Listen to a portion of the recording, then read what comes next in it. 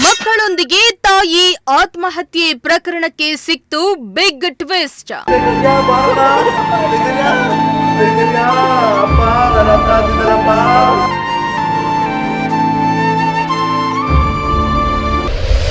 ಅತ್ತೆಯ ವರದಕ್ಷಿಣೆ ಕಿರುಕುಳಕ್ಕೆ ಬೇಸತ್ತು ವಿಜಯಲಕ್ಷ್ಮಿ ಆತ್ಮಹತ್ಯೆ.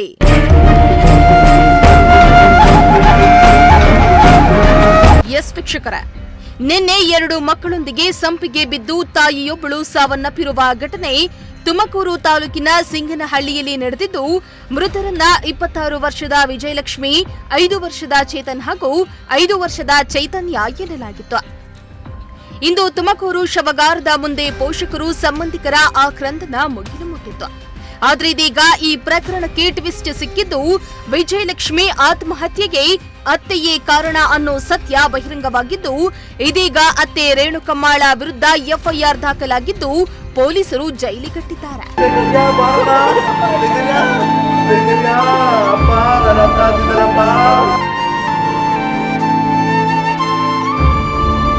ಹೌದು, ಹೀಗೆ ಫೋಟೋದಲ್ಲಿ ತನ್ನ ಗಂಡ ಮತ್ತು 2 ಮಕ್ಕಳೊಂದಿಗೆ ಸುಖವಾಗಿ ಜೀವನ ಸಾಗಿಸ್ತಾ ಇದ್ಲು ವಿಜಯಲಕ್ಷ್ಮಿ. ಆದ್ರೆ ಮದುವೆಯಾಗಿ ಬಂದಾಗಿನಿಂದ ಪ್ರಾರಂಭದಲ್ಲಿ ಎಲ್ಲವೂ ಚೆನ್ನಾಗಿ ಹೋಗ್ತಾ ಇತ್ತು. ಸ್ವಲ್ಪ ದಿನಗಳ ಬಳಿಕ ಅತ್ತೆ ಚಾಳಿ ಶುರುವಾಗಿತ್ತು. ಸೊಸೆಗೆ ವರದಕ್ಷಿಣೆ ತರುವಂತೆ ನಿತ್ಯ ಕಿರುಕುಳವನ್ನ ನೀಡ್ತಾ ಇದ್ಲಂತ. ಆದ್ರೆ ವಿಜಯಲಕ್ಷ್ಮಿ ಪ್ರೀತಿಸಿ ಮದುವೆಯಾಗಿದ್ದ ಕಾರಣ ಆ ನೋವನ್ನ ಯಾರ ಬಳಿಯೂ ಹೇಳ್ಕೊಂಡಿರ್ಲಿಲ್ವಂತೆ.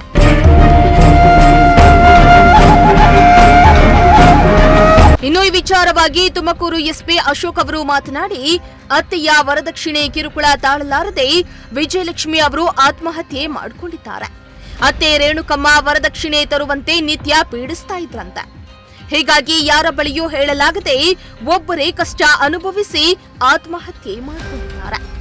ಅತ್ತೆ ಕಿರುಕುಳ ನೀಡ್ತಾ ಇರೋದಾಗಿ ಸಾಯುವುದಕ್ಕೆ 1 ದಿನ ಮುಂಚೆಯೇ ಫೋನ್ ಮಾಡಿ ತಂಗಿ ಬಳಿ ವಿಜಯಲಕ್ಷ್ಮಿ ನೋವನ್ನ ತೋಡ್ಕೊಂಡಿದ್ರಂತೆ.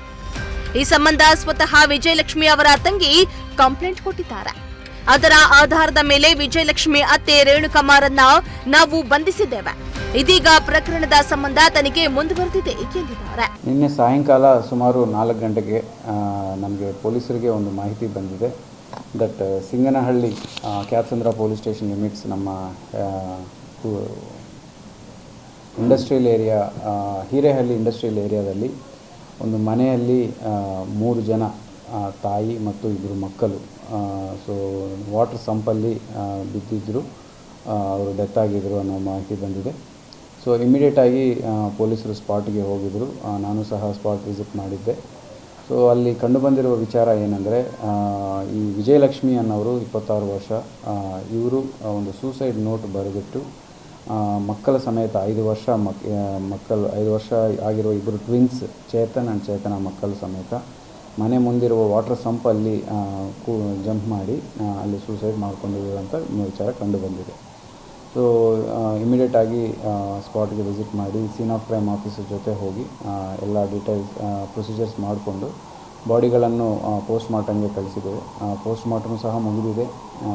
ಸೊ ಅವರು ಈಗ ಮುಂದಿನ ಕ್ರಮವಾಗಿ ಮೇಘನಾ ಅಂತ ಮೃತಕ ಯಾರು ಮೃತಪಟ್ಟಿದ್ದಾರೆ ಅವರ ತಂಗಿ ಅವರಿಂದ ಕಂಪ್ಲೇಂಟ್ ತೊಗೊಂಡು 8085 ಅಂದರೆ 498A ಮತ್ತು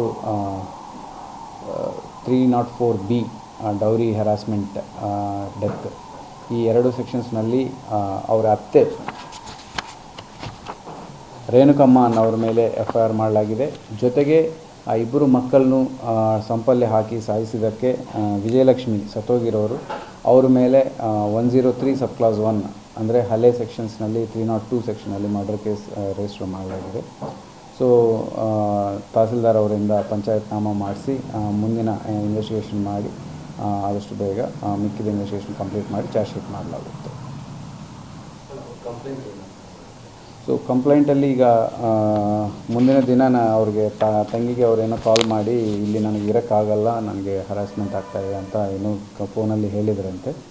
ಸೊ ಆಮೇಲೆ ಸೂಸೈಡ್ ನೋಟ್ ಕಂಟೆಂಟ್ ಏನಿದೆ ಅದನ್ನು ಸಹ ಇಲ್ಲಿ ಅವರು ರಿಪ್ರೊಡ್ಯೂಸ್ ಮಾಡಿದ್ದಾರೆ. ಸೊ ಈ 2 ಡೀಟೇಲ್ಸ್ ಬೇಸಿಸ್ ಮೇಲೆ ನಾವು ಒಂದು FIR ಮಾಡಿಕೊಂಡು ಇನ್ವೆಸ್ಟಿಗೇಷನ್ ಮಾಡಲಾಗ್ತದೆ. ಅವರು ಅತ್ತೆಯನ್ನು ಅರೆಸ್ಟ್ ಮಾಡಿದ್ವಿ ಈಗಾಗಲೇ.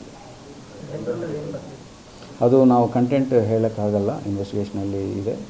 ಬಟ್ ಕಂಟೆಂಟ್ ಈಗಾಗಲೇ ಅದು ಸೀಸ್ ಮಾಡಿ ನಾವು FSLಗೂ ಕಳಿಸ್ತಾ ಇದ್ದೀವಿ ಹ್ಯಾಂಡ್ ರೈಟಿಂಗ್ ಮ್ಯಾಚ್ ಮಾಡೋಕ್ಕೆ.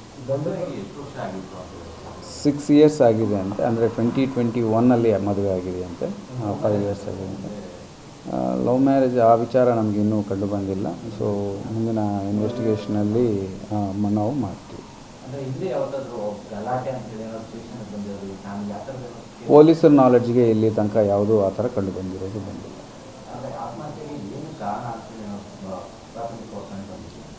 ಅದೇ ಈಗ ಅವರು ಅತ್ತೆ ಏನೋ ಇವರು ಬೈದಿದ್ದಾರೆ, ಏನೋ ಬರ್ತ್ಡೇ ವಿಚಾರವಾಗಿ ಎಲ್ಲರೂ ಸೆಲೆಬ್ರೇಟ್ ಮಾಡ್ಕೊಂಡಿದ್ರು. ಆ ಬರ್ತ್ಡೇ ಸಮಯದಲ್ಲಿ ಏನೋ ಅತ್ತೆ ಬೈದಿದ್ರು ಅನ್ನೋದಕ್ಕೆ ಇವರು ಬೇಜಾರಾಗಿದ್ದಾರೆ ಅಂತ ಏನೋ ಹೇಳ್ತಿದ್ರು. ಬಟ್ ಕಂಪ್ಲೇಂಟ್ ಏನೇ ಇರಲಿ, ನಾವು ಮುಂದಿನ ದಿನಗಳಲ್ಲಿ ಇನ್ವೆಸ್ಟಿಗೇಷನ್ ಮಾಡಿ ಯಾವ ವಿಚಾರ ಕಂಡು ಬರುತ್ತೆ ಅದರ ಪ್ರಕಾರ ನಾವು ಚಾರ್ಜ್ ಶೀಟ್ ಮಾಡ್ತೀವಿ. ಆ ಘಟನೆ ನಡೆಯುವಾಗ ಎಲ್ಲರೂ ಕೆಲಸಕ್ಕೆ ಹೋಗಿರ್ತಾರೆ, ಹಸ್ಬೆಂಡ್ ಸಮೇತ. ಹಸ್ಬೆಂಡು ಮನೆಯಲ್ಲಿರುವ ಅತ್ತ ಇವರೆಲ್ಲ ಯಾರೂ ಇಲ್ಲದೇ ಟೈಮ್ನಲ್ಲಿ ಇವರು ಈ ಕೃತ್ಯ ಮಾಡಿದ್ದಾರೆ ಅಂತ ಕಂಡು ಬರ್ತಾರೆ.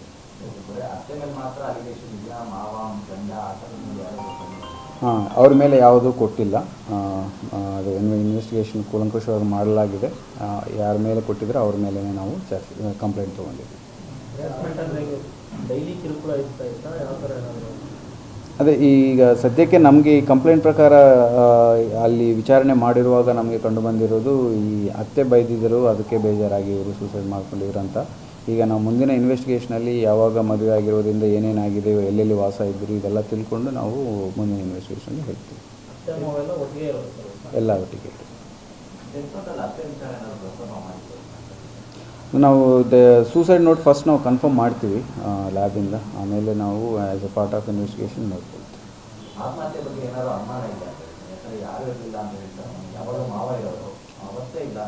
ಹಾಂ, ಅದಕ್ಕೆ ಡೌಟ್ ಮಾಡಿ ನಾವು ಚೆಕ್ ಮಾಡಿಸಿದ್ವಿ. ಆ್ಯಸ್ ಆಫ್ ನಾವು ಪ್ರಿಲಿಮಿನರಿ ಆಗಿ ನಾವು ಡೆತ್ ಡ್ಯೂ ಟು ಡ್ರೌನಿಂಗ್ ಅಂತ ಕ್ಲಿಯರ್ ಕಟ್ ಆಗಿ ಬಂದಿದೆ. ಸೊ ಮಕ್ಕಳಿಗೇನಾದರೂ ಅವರು ಬೇರೆ ಥರ ಸಾಯಿಸಿದ್ರ ಅನ್ನೋದು ಡೌಟ್ ಇತ್ತು. ಬಟ್ ಅದಕ್ಕೂ ಸಹ ಅವರು ಸಹ ನೀರಲ್ಲಿ ಮುಳುಗಿ ಸತ್ತೋಗಿದ್ರು ಅಂತಲೇ ಕಂಡು ಬಂದಿದೆ ಸದ್ಯಕ್ಕೆ ಪೋಸ್ಟ್ ಮಾರ್ಟಮ್ ರಿಪೋರ್ಟಲ್ಲಿ. ಅವ್ರು ವಿಸ್ರಾನು ಕಲೆಕ್ಟ್ ಮಾಡಿದ್ವಿ, ಏನಾದರೂ ಅವ್ರಿಗೆ ಬೇರೆ ಏನಾದರೂ ಕೊಡಿಸಿದಾರ ಹೊಟ್ಟೆಕ್ಕೆ ಏನಾದರೂ ಅನ್ನೋದು, ಅದನ್ನು ನಾವು ಚೆಕ್ ಮಾಡ್ತೀವಿ ಮುಂದಿನ ದಿನಗಳಲ್ಲಿ. So as of now it's A clear cut drowning case ಅಂತಲೇ ಬಂದಿದೆ. ಕ್ಯಾಮರಾ ಪರ್ಸನ್ ರಾಕೇಶ್ ಜೊತೆ ಪುನೀತ್, ಪ್ರಜಾಶಕ್ತಿ ಟಿವಿ, ತುಮಕೂರು.